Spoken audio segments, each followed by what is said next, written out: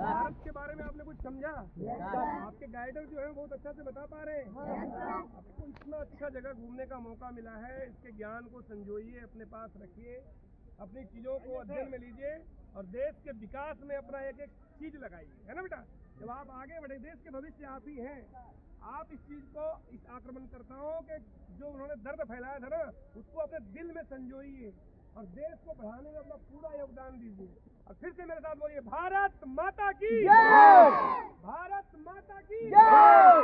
साथियों देखिए, नालंदा विश्वविद्यालय का आज का माहौल आप लोगों के पास कितना खुशनुमा रहा है, कितना अच्छा रहा। हमारे साथ छोटे छोटे बच्चे जो लगातार इस नालंदा विश्वविद्यालय को महसूस कर रहे हैं, उसके जलाने वाले आक्रांताओं को महसूस कर रहे हैं, उनको एक बार संजो रहे हैं अपने दिलों में और एक संकल्प ले रहे हैं कि हम अपने आने वाले समय में ऐसा ही विश्वविद्यालय देश के अलग अलग हिस्सों में खड़ी करेंगे ना? करेंगे।